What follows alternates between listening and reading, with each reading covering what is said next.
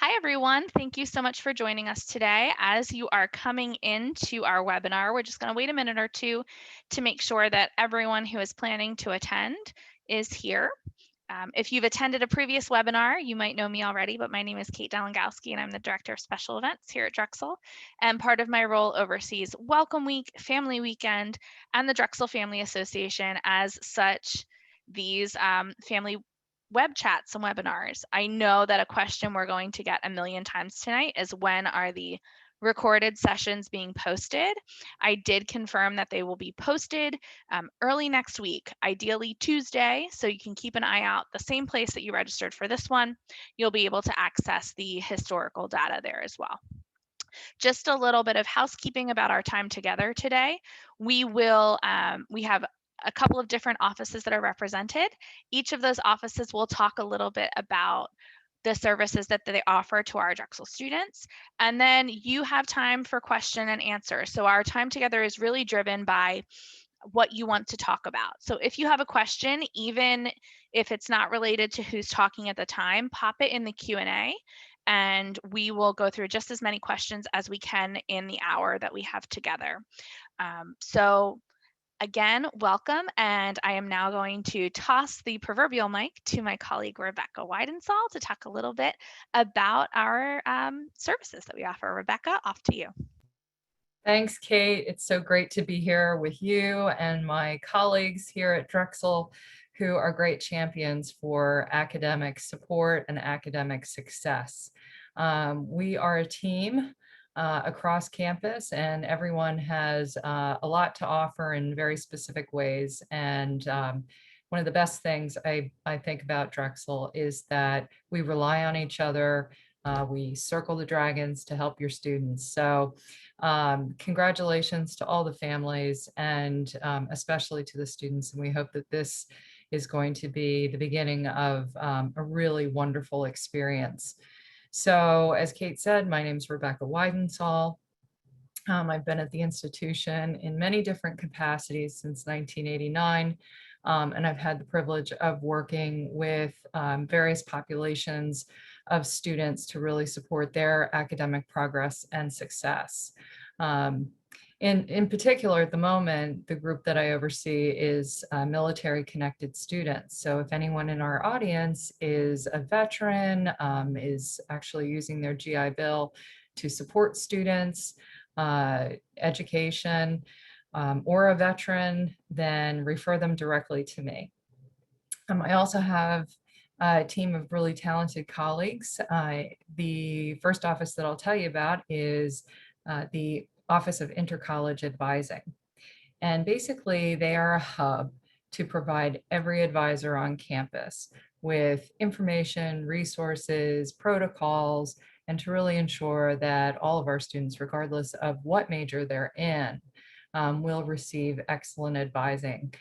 So I just hope that you have the opportunity to connect with your students' academic advising support team, because they're a tremendous resource. And please refer your student to that individual through the Success channel, the My Success team in the portal. The other group that you're going to hear from momentarily is Rebecca Signor's area, the Center for Learning and Academic Success Services. They are dynamite, and you'll hear more about the coaching, the academic coaching program, and a number of other supportive services. Also, the Lewis Stokes Alliance for Minority Participation falls under my oversight, and Marisol Rodriguez Mergenthal, who's not with us here tonight, but offers tremendous support for our underrepresented minority students who are actually enrolled specifically in STEM majors, and also those that are pursuing doctoral degrees. And that's really it for me, but I look forward to answering questions that you might have. Take it away, Rebecca Signor. Thank you. So I'm the other Rebecca. My name is Rebecca Signor. I'm the director of the Center for Learning and Academic Success Services. My pronouns are she and her, and I'm actually going to talk to you about two services tonight. I'll talk to you about class and also talk to you more broad about sort of more broad academic support at the institution. So the Center for Learning and Academic Success Services, which has a lengthy title that we shorten to the acronym CLASS, provides academic support to all students at Drexel University in the form of academic coaching. Academic coaching is an opportunity for students to meet one-on-one with either a peer academic coach, meaning a current student who has done well here, has been trained in this type of support, or with a professional academic coach, me or one of my colleagues in the center, to work on their learning strategies, their study skills, their executive functioning skills, really anything that affects their learning, their behaviors, their skills, and their habits around their learning. A lot of students come to us with some really good tools and tricks and techniques to be academically successful. But when they come into college, they may want to refine these, they may want to strengthen them, they may want to change some things up. And that's what we're here for. We're here to talk them through how they study, how they prepare for exams, what the experience is like when they're taking a test, how they manage their time, which is certainly something that they need to be very thoughtful about, particularly, in college where they have a bit more autonomy. So we'll take them through different, time management, task management strategies, critical thinking strategies. Sometimes students want to talk to us about managing the amount of reading and their note-taking strategies. So really, we cover a wide breadth of academic skills and behaviors and help students to strengthen those so that they can be as academically successful as possible. In addition to our academic coaching program, we also provide peer tutoring for the College of Nursing and Health Professions, the Graduate School of Biomedical Sciences and Professional Studies, and the Dornsife School of Public Health. Now, there are lots of other places on campus where students will get tutoring. We have the Drexel Writing Center, which helps students in any writing project really across the curriculum. We have the Math Resource Center, which supports students in learning and sort of tutoring through the math coursework. Students who are coming in for engineering, for example, have the Academic Center for Engineers, which provides tutors specifically for first and second year engineering courses. All of these different centers, because there are so many of them, they're not all located in one location on campus. That being said, there is a very helpful website, which I will pop into the chat so that you all have the link when I'm done talking, called the Learning Alliance. The Learning Alliance website has a full list of all of the different tutoring services that are available across campus. That's not to say that there's a tutor for every single class, but even in places where there aren't tutors for classes, one of the things that we often find ourselves doing is inviting students to come in for coaching, because oftentimes it may be that they are not necessarily struggling with course material. They are understanding the content, but it really is some of those other pieces of their academic skills that they want to work on. Things like they get the material, but they're not studying perhaps the best way possible, or they're blanking when they take tests, and why is that? So we certainly have some supplementary support services that are available for students as well. In addition to our tutoring that we offer and our academic coaching that we offer in class, we also provide academic skills workshops. Those are scheduled 2 times a term, once online and once in person. And those typically run between weeks 2 and 8, and students will get blasted with information about those really early on in their time here. But those run consistently in the fall, winter, and spring quarters. And again, those are kind of a nice low stakes way for students to engage with some of this material and then maybe work themselves up to having a coaching appointment. Finally, we have actually added a service this year, and it complements the work of my other 2 colleagues who are on the call, Dr. Vanessa Cohen and Dr. Amy Edwards, who will tell you a lot about the work that they do. But one of the service that we've added this year is a learning specialist who we have hired to work specifically with students who have learning and other disabilities on their academic success. So this person meets with students in a very structured coaching relationship that helps them around sort of adaptive strategies and techniques, taking into account what they've done in the past, their diagnosis, and how they can adapt to sort of different academic techniques and strategies that will help them to be successful. So that program will actually be up and running in the fall. And more information about that is certainly coming onto our website very shortly. And I'm happy to answer questions about that as well. But that's a really good segue. And I actually segue, or great segue to both Vanessa or Amy. So I don't know who wants to go next. Maybe Vanessa? I'll jump in. Great. Thanks, Rebecca. Sure. My name is Vanessa Cohen. I'm the Associate Director in the Office of Disability Resources. And so the Office of Disability Resources team coordinates reasonable accommodations for students with documented disabilities at Drexel. At present, we have well over 1,500 students who are registered with our office, and that spans from various undergraduate and graduate programs, including the traditional online programs as well. In terms of our incoming students, we typically see many of our freshmen come in having received special education services in the K-12 setting, having received an IEP or a 504 plan. But that being said, we still work with plenty of students who are newly diagnosed or are undergoing assessment to determine whether or not they do have an underlying condition. And so in terms of a disability, what I mean is any condition that meets the level of a disability under the Americans with Disabilities Act. And so commonly we see students who come in with learning disabilities, attention deficits, mental health conditions, visual and hearing impairments, as well as physical and chronic health conditions. And so the first step to get registered with our office is simply to reach out to us. Right now, the best way to contact us is via email. Once we receive that initial contact, what we'll do is send some information, some documentation guidelines on what we're looking for to get the student set up with accommodations. So typically what that looks like is submitting medical documentation that really can speak to a student's diagnosis. Most importantly, we want to understand the impact of their condition. In addition to supporting students with academic accommodations related to testing and classroom support, we also work with students who have needs outside of the classroom. And so that may look like accommodations for housing, for dining, or just general campus accessibility. And so once we receive a student's documentation, that allows us to schedule what we call an intake appointment to really engage with the student, have a lengthy conversation to understand any history of accommodations they had, their strengths, their weaknesses, what types of concerns they may have both in and outside of the classroom, so that we can identify what types of reasonable accommodations may be helpful for them at Drexel. In terms of getting started, like I said, the best point of contact right now is via email. We've actually just moved this week into a new office space in the main building. So we'll be in close proximity to many of our colleagues on this call, which is very exciting.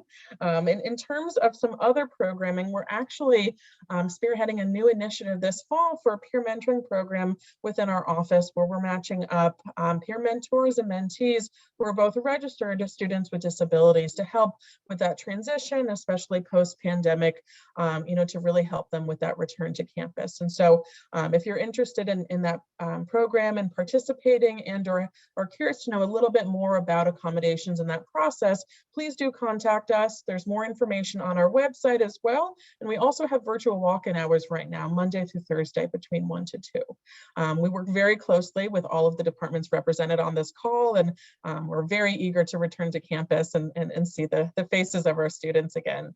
And now I'll turn it over to Amy Edwards from DASP. Thanks. And a lot of the DASP students work closely with Vanessa and Rebecca, depending on what services they need. But I'm Amy Edwards. I'm the director of the Drexel Autism Support Program.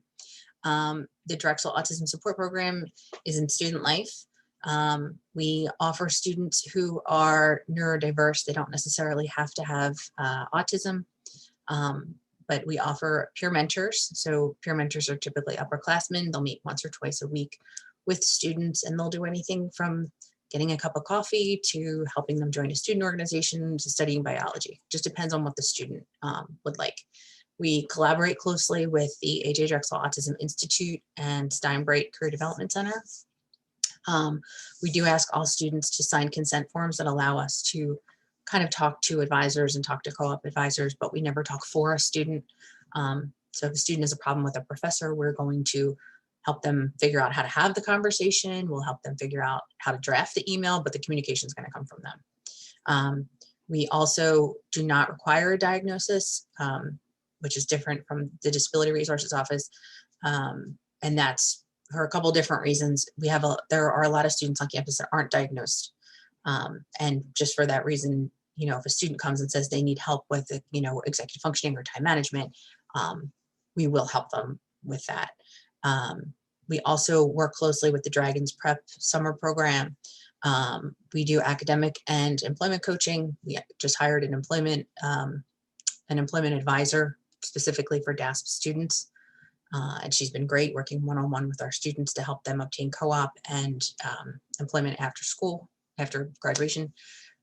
We offer different workshops and events. We do trainings in collaboration with other groups on campus around, working with neurodivergent people. So, we'll do work with public safety, we'll work with different departments, and we co-present. Vanessa and I have co-presented often, as have Rebecca and I. We also have a student organization called NeuroDragons that is neurodivergent students and neurotypical who get together to raise neurodiversity awareness. So that's kind of fun.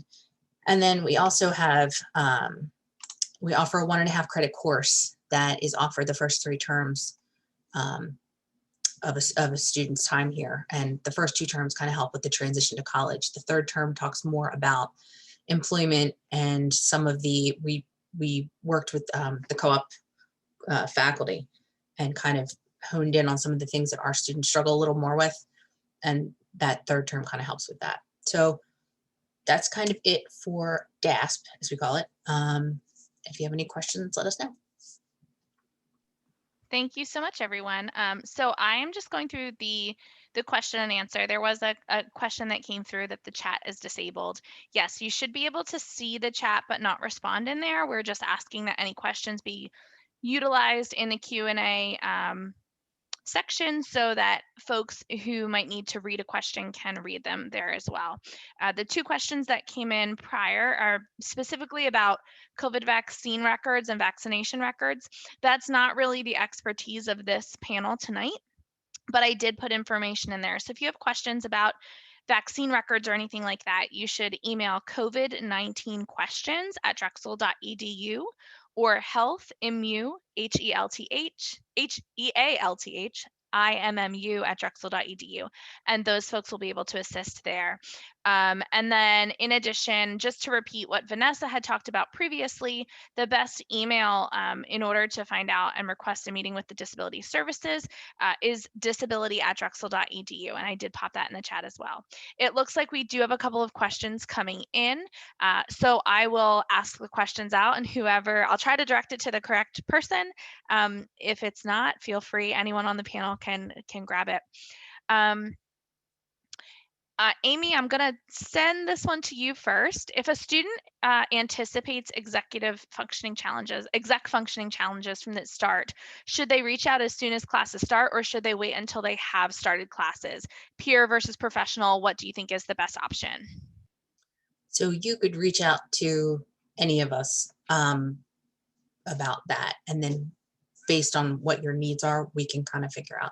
And I always tell students, go visit Vanessa. She, even if you may not need the supports or may not need the accommodations, it's better to have them than find out in the middle of the term, oh my gosh, I should have gotten these accommodations. And then you have to, go through the process. It's better to do it in the beginning and have the support then, even if you don't need it.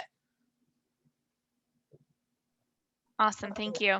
And Amy, a follow-up to that from somebody else on the panel today. What is the name of the course that is offered for the first year? So it's actually not web viewable. So if you want to be in the course, you have to let us know. You have to let me know specifically, because as of right now, it's not web viewable. But it's what are we calling it? Neurodiverse College Seminar, I believe is what it is.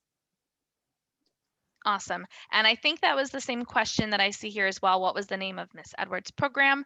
It is the Drexel Autism Support Program, and the Neurodiverse webinar, I believe, is what that question was related to.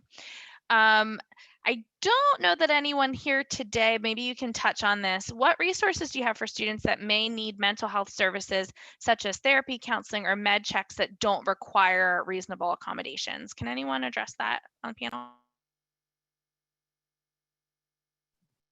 Sure. I'm happy to talk about that a little bit. So we regularly refer and receive referrals from the Drexel Counseling Center.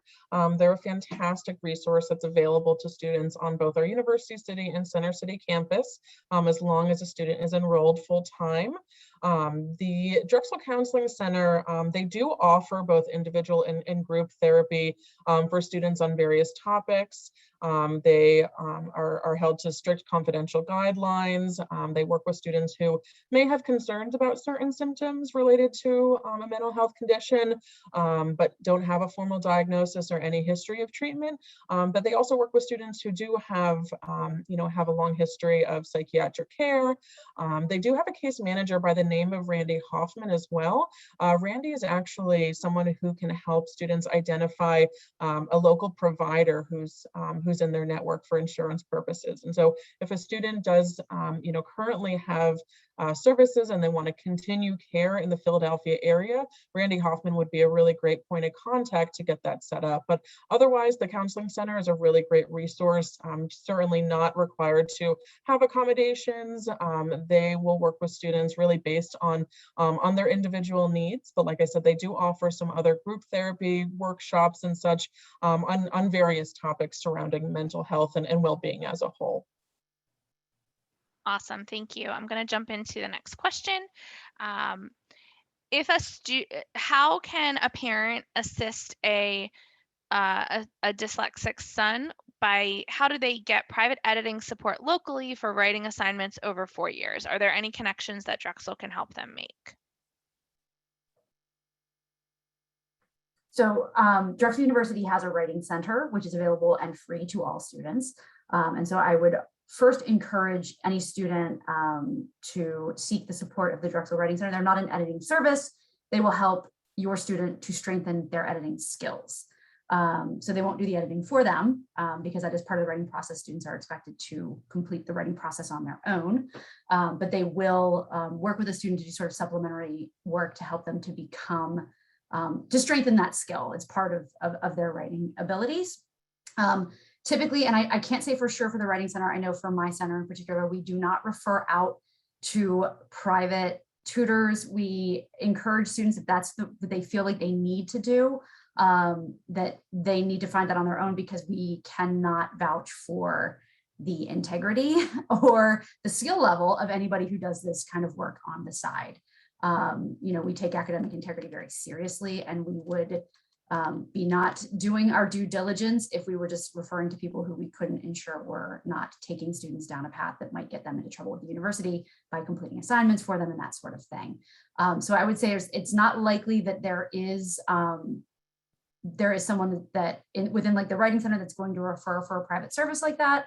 But again, the service is available or similar service that your student may find helpful is available through the Writing Center. In addition to that, really making use of faculty office hours. That is what they are there for. And certainly Vanessa can speak a little bit to, any accommodations that may be appropriate in that situation, but, also making use of those resources and to Amy's earlier point, doing that early and often is always a really good idea.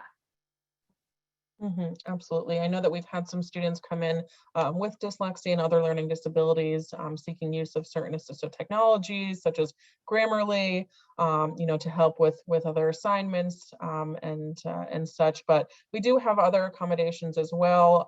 Really depends on the student, of course, what they're seeking and the extent of their condition.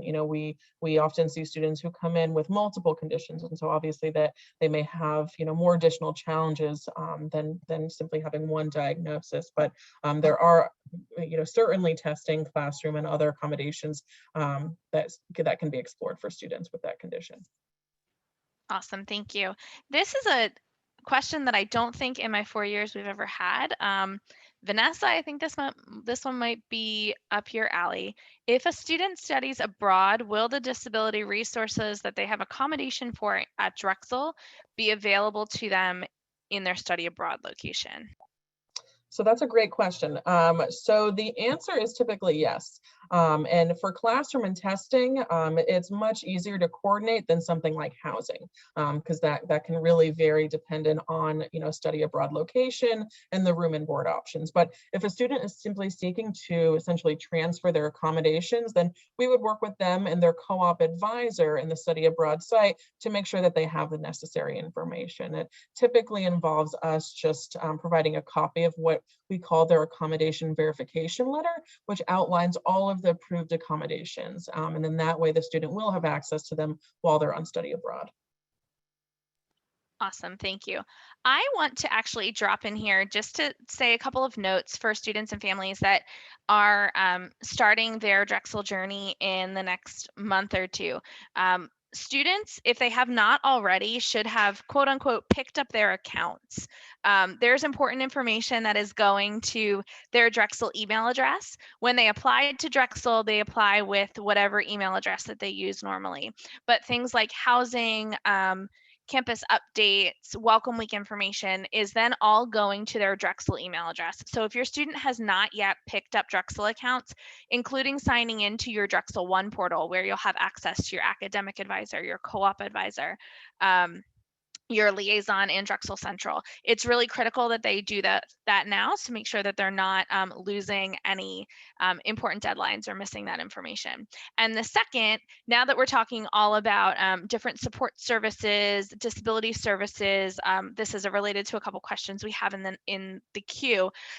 If your student does not have a FERPA on file, we are legally not allowed to talk to you about records or academic records or health records or anything like that without that signed document.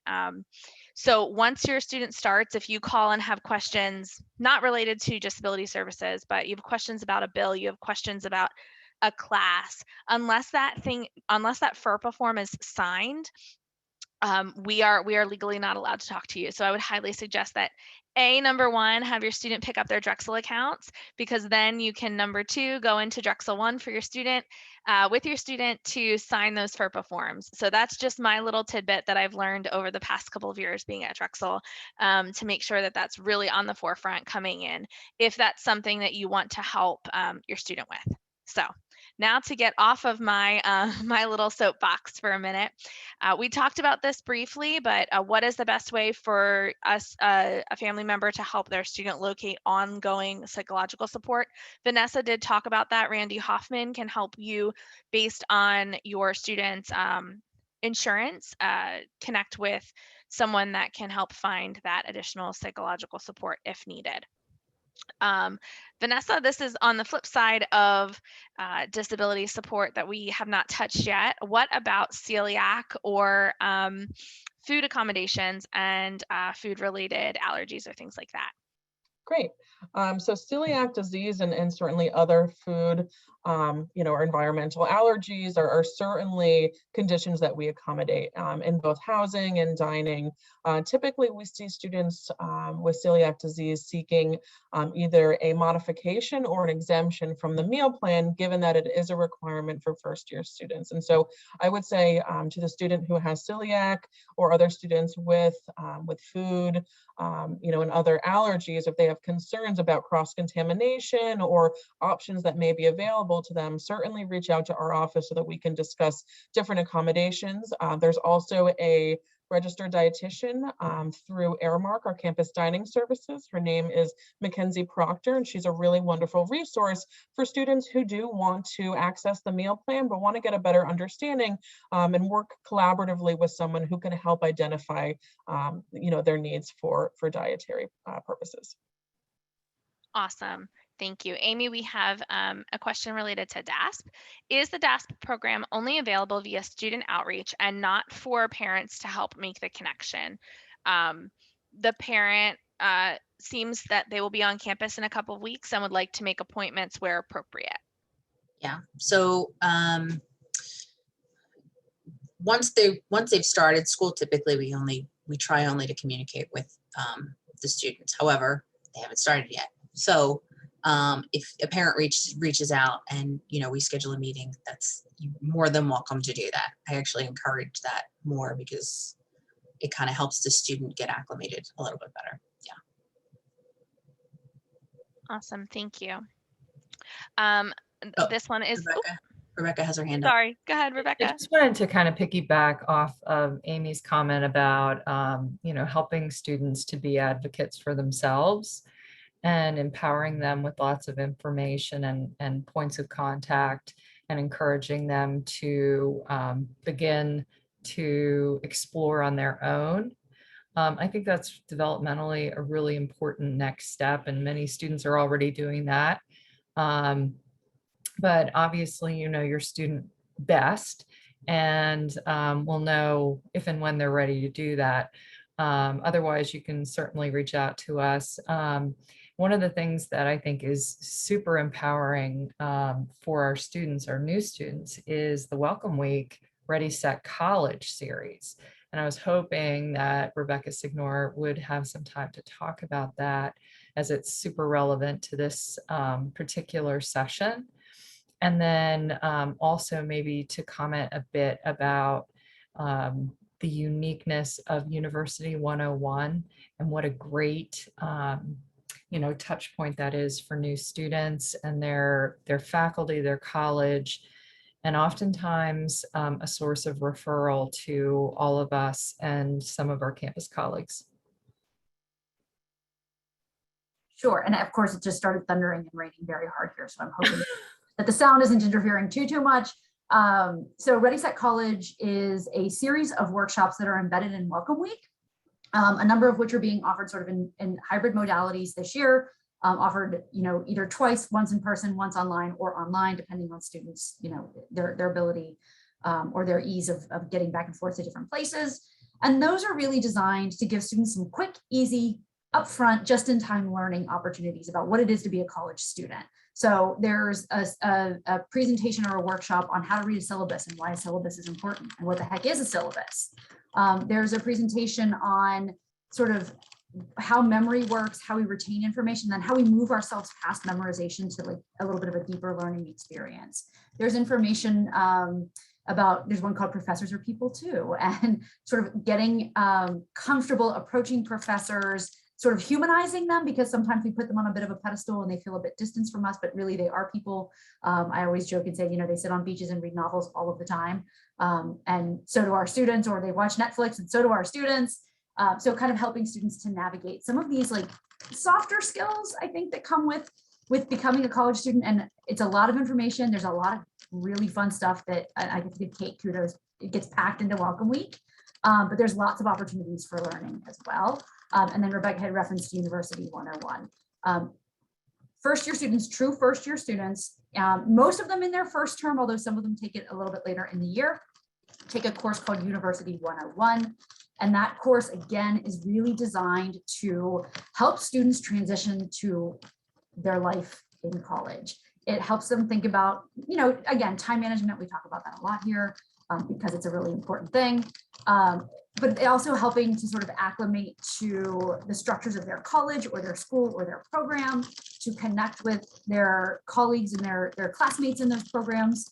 And then again, you may address things like study strategies. They may address things like acclimating to Philadelphia and what it is to like live in community on this campus. So it really covers a wide breadth of information, but very, very useful information for students to have as well. Just some other. Thanks, Rebecca.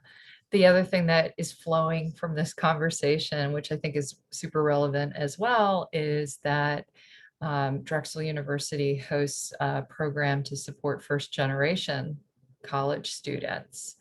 And Dr. Tasha Gardner and a number of her colleagues offer workshops, community, a space, professional staff to really be available for our first generation students. There's a student organization, and actually Drexel University has a long-standing history that we're super proud of, that our founder really wanted our institution to be a place, a destination for first generation students. So I don't know if any of my other colleagues might want to talk about that. Or maybe we could put it in the chat more about First Forward. Okay. Absolutely. So I'm seeing, Perfect. Thanks, Rebecca. I am seeing a couple of questions about move-in dates. So I'm just going to try to tackle this really quickly. Move-in weekend is 4 days this year. It's Friday, I was about to say December, sorry, Friday, September 10th through Monday, September 13th. Your student will be assigned a move-in time mid-August for what specific date they are moving into their specific hall. We do have a family web chat coming up about move-in at the end of August. But once your student gets their move-in time, if you have an issue where, I don't know, someone's getting married on Saturday and you're not available to help your student move in, you can email housing if that time is impossible for you to get to, and they can see what might be able to be accommodated for you. But it will be between September 10th through the 13th, Friday through Monday. And those move-in times will be distributed to students in mid-August. So I would make sure that your student, again, promoting that, picking up your Drexel accounts, that move-in information is not going to go to your email address that you applied with. It's going to your Drexel email account. So make sure your student has that information available too. Vanessa, this is an accommodation question. A student is dyslexic and has always received extra time on tests. What does that student need to do to ensure that he can continue to receive those accommodations while at Drexel? Great question. So the first step is to contact our office. The student will need to fill out what we call a student request for accommodation form, which can be filled out online or via PDF and sent it to us. Along with that initial request, we'll just need medical documentation. And so we do have specific documentation guidelines that I can send in the chat related to this question. The guidelines really vary dependent on a condition. What's needed for a student with hearing loss is very different from a student with a learning disability. And so the guidelines are really helpful in essentially outlining what that documentation should include, what information is helpful to give us a current sense of, of how the student is impacted by their condition. We have students who submit copies of their IEPs or 504 plans, which can certainly be helpful in looking at what types of supports the student was approved for and received during their K-12 setting. But most importantly, we need current information. For a learning disability, it's typically has to include an educational evaluation. And so that's often in the form of a neuropsychological report or a psychoeducational evaluation, which oftentimes is conducted in the K-12 setting. For specific questions about guidelines that vary, based on the condition, you can email us at disability@drexel.edu or look on our website under forms and documentation, where it lists a ton of information. We certainly don't want to overwhelm students and parents and guardians. So if you'd rather hop on a call and chat with us, then that's a great opportunity to log into our virtual walk-in hours. Thanks, Vanessa. Amy, I think this one's going to start with you. Are faculty trained and responsive to the needs of neurodiverse students? Example, implementing universal design for learning, or do you find that students and these centers are often required to actively advocate for accommodations? So so yes, faculty are trained. We offer through DASP, we offer a faculty and staff education series where instructors can come and learn more about working with neurodivergent students. We also go out and train, housing staff. We go out and train public safety. We go out and train a lot of different, we go into colleges, we go into departments, we do all kinds of training. I'm actually teaching a course this term, which is on universal design and neurodiversity at the graduate level. And it's getting a lot better. And I need to look at the question again because there was something else I was going to say about that. I marked it as answered. Hold on. I'm going. Oh, you got it? Okay.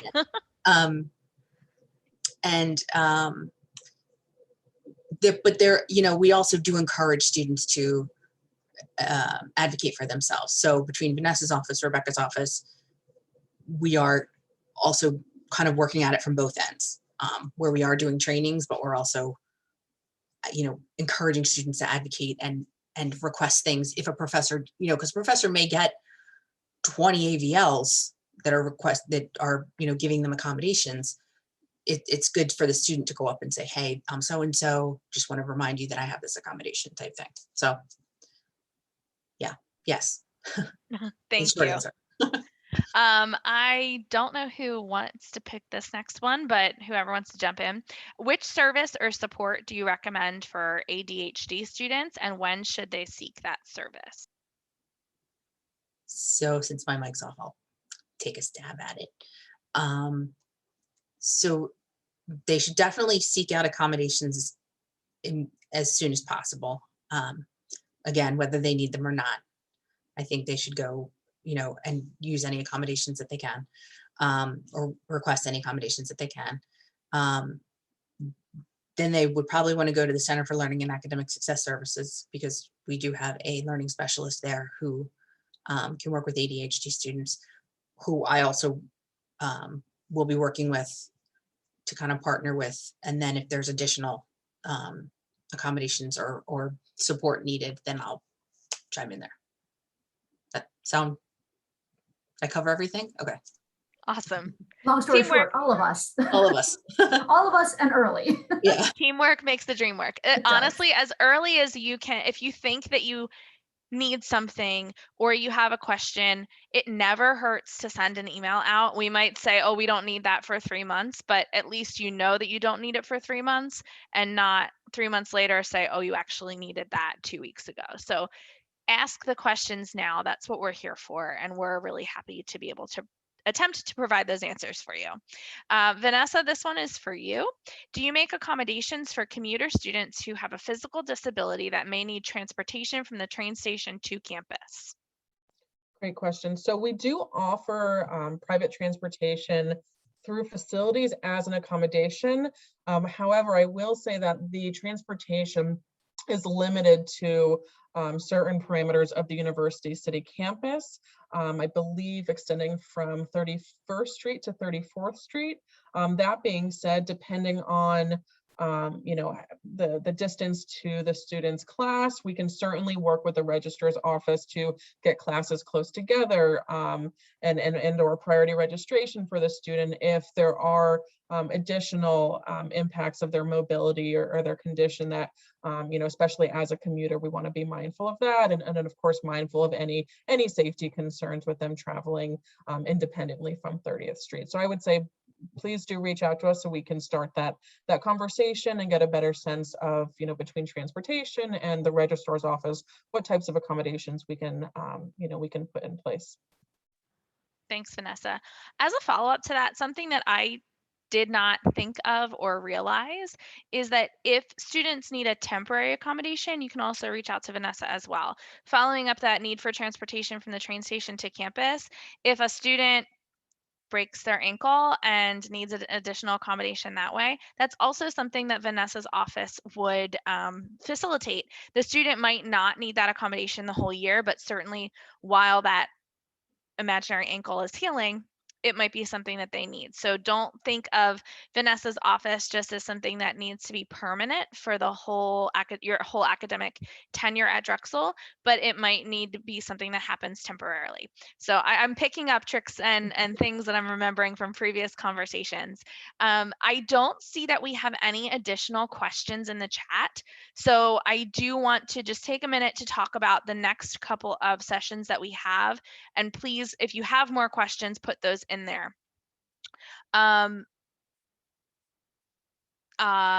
This is, I don't know the answer to this question. Vanessa, I'm going to toss it to you.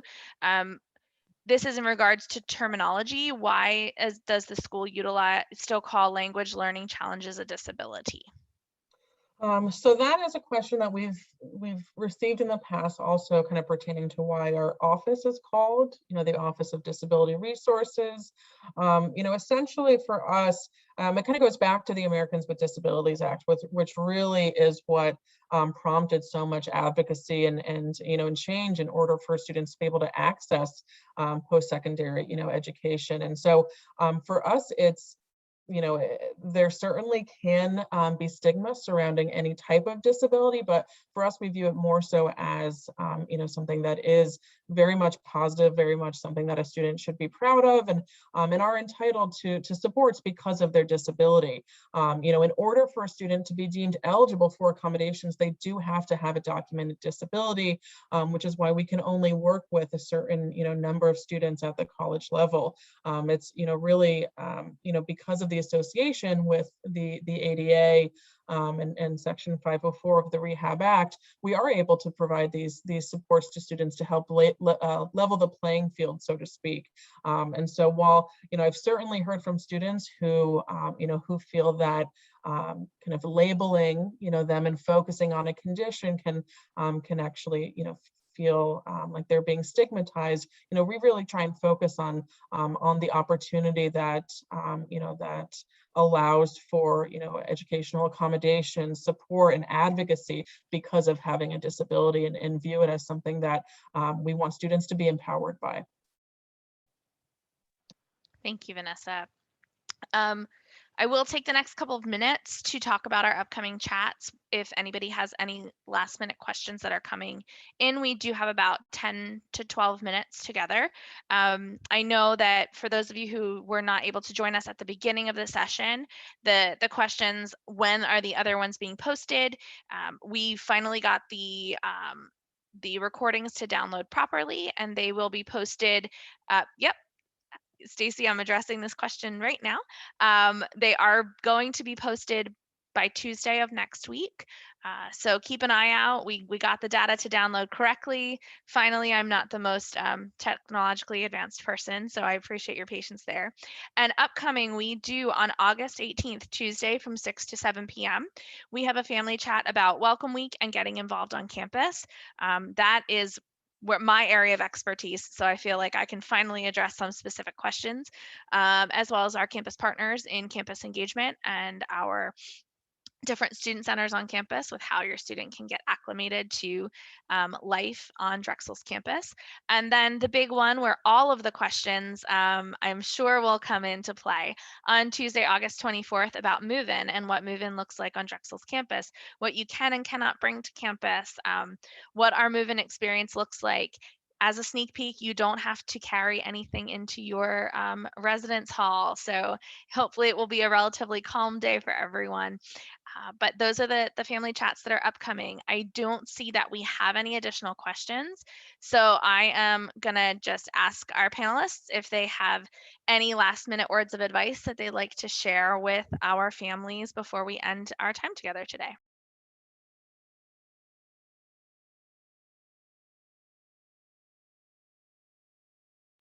No? Okay. This is a great question that popped up. Wednesday is August 18th, and it looks like we have on the website Tuesday, August 18th. So we're going with it's actually on Wednesday, August 18th. We thank you for pointing that out. I will update that on the web when I upload everything. It is Wednesday. So if you have registered, please Wednesday, August 18th. Ignore my typo, and I apologize there. Just as closing from myself and our enrollment management and student success colleagues, we are really excited to get back to campus. We're really excited to have your dragons join us. Our little corner of University City in West Philly has felt very very bare the past couple of months. So we are thrilled that you're able to join us, and can't wait to welcome your students. I would say to just enjoy this time that you have for the rest of your summer. Feel free to ask those questions if they do come up. If you have a question that wasn't addressed today or wasn't related to the topic at hand, please email family@drexel.edu, FAMILY. I am the person behind the family email address. I do see all of the emails, and family is a lot easier to spell than my last name for my email. So throw them into the family email address. If I don't know the answer, which is probably I don't know them, I can get you a moon bounce if you need that for a program, but I don't know a lot of these specific questions, but I can certainly connect you with resources on campus. So thank you again for joining us today. We can't wait to welcome your students to campus, and have a wonderful rest of your week. And go Dragons. Have a good one, everyone.